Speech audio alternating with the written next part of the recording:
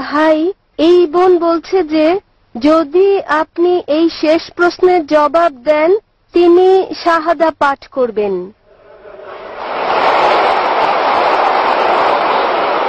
প্রশ্ন করুন।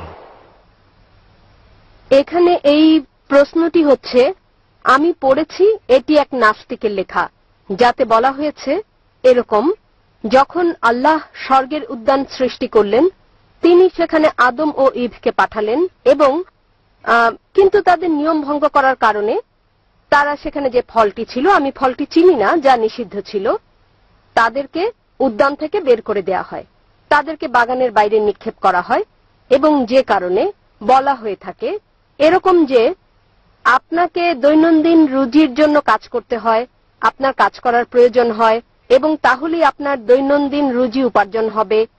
এরকম এটাও বলা হয় যে নারী তাদের গর্ভধারণে বেদনা বাড়বে।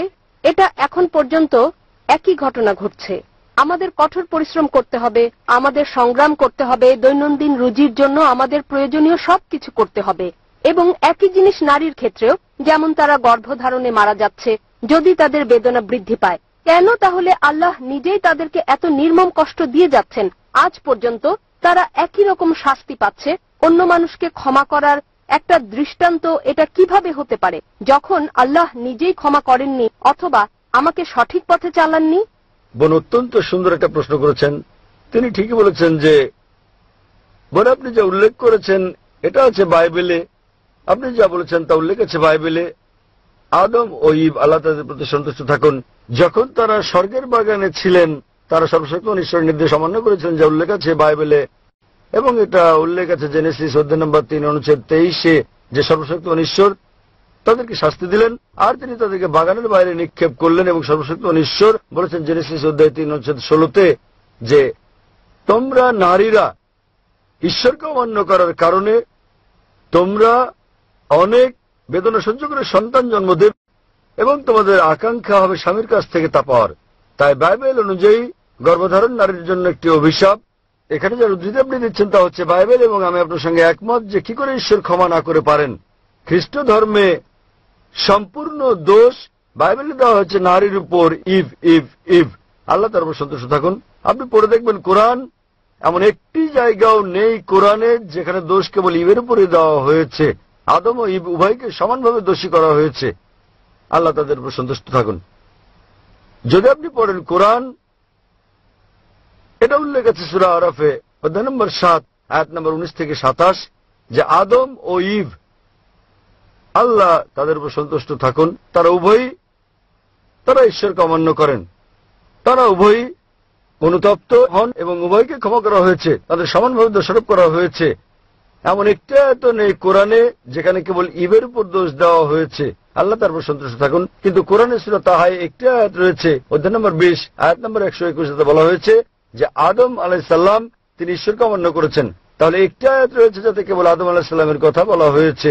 তবে মোটের উপর যদি ভালো করে দেখেন কোরআন উভয়কে দোষারোপ করে, আদম এবং ইভ তারা উভয়ই আল্লাহ তাদের উপর সন্তুষ্ট থাকুন। বাইবেলে দোষ দেওয়া হয়েছে কেবলমাত্র নারীকে, আর সে কারণেই সর্বশক্তিমান ঈশ্বর বলেছেন তোমরা বহন করবে সন্তান বেদনা সহ্য করে এবং তোমাদের আকাঙ্ক্ষা থাকবে সেটা স্বামীর কাছ থেকে। তো বাইবেল অনুযায়ী গর্ভধারণ একটা অভিশাপ, কিন্তু যদি আপনি কোরআন পড়েন গর্ভধারণ অভিশাপ নয়, গর্ভধারণ নারীর মর্যাদা বৃদ্ধি করে। আল্লাহ কোরআনে বলেছেন সূরা নিসা অধ্যায় নম্বর 4 আয়াত নম্বর 1 সেই নারীকে সম্মান করো যে তোমাকে গর্ভধারণ করেছে। এছাড়াও কোরআন বলছে সূরা লুকমান অধ্যায় নম্বর 31 আয়াত নম্বর 14 এবং সূরা আহকাফ অধ্যায় 46 আয়াত নম্বর 15 আমি মানুষকে পিতামাতার প্রতি সদয় হওয়ার নির্দেশ দিয়েছি, কষ্টের পর কষ্ট সহ্য করে মা তোমাকে গর্ভধারণ করেছে এবং বেদনা সহ্য করে জন্ম দিয়েছেন। তাহলে এখানে আমরা বুঝি যে কোরআন বলছে যে আমাদের পিতামাতাকে সম্মান করতে হবে, বিশেষ করে মাকে।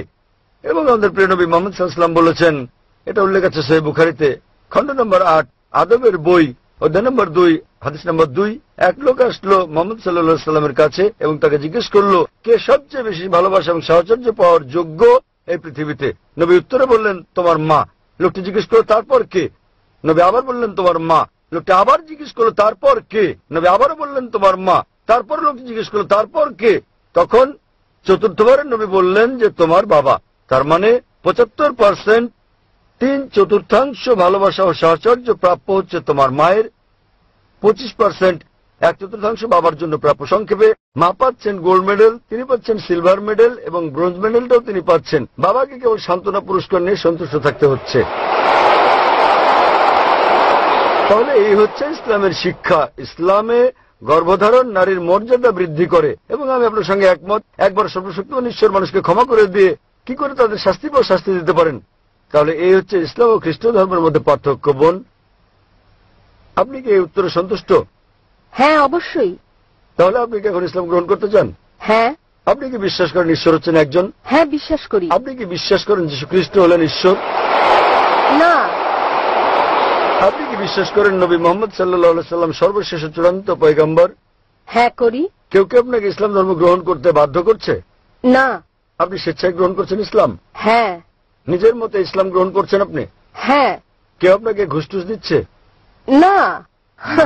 ইনশাআল্লাহ আমি আরবিতে বলবো, আপনি আমার শুনে শুনে বলবেন।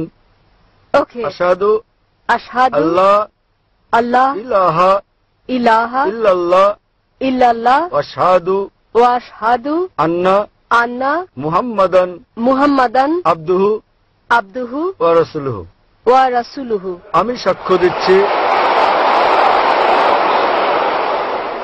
আমি সাক্ষ্য দিচ্ছি, আমি সাক্ষ্য দিচ্ছি যে কোনো উপাস্য নেই কোনো উপাস্য নেই আল্লাহ ছাড়া, আল্লাহ ছাড়া। এবং আমি আরো সাক্ষ্য দিচ্ছি আমি আরো সাক্ষ্য দিচ্ছি যে যে নবী মুহাম্মদ নবী মুহাম্মদ হলেন বার্তাবাহক এবং আল্লাহর বান্দা এবং আল্লাহর বান্দা। মাশাআল্লাহ। আপনি এখন মুসলিম, এবং আমি আল্লাহর কাছে দোয়া করি আল্লাহ যেন আপনাকে পথ দেখান এবং আপনার পরিবারের সদস্যদের পথ দেখাতে সাহায্য করেন। এই দুনিয়া আপনাকে উত্তম জীবন দান করেন এবং একই রকম পরকালও, এবং ইনশাআল্লাহ আপনাকে জান্নাত দান করুন।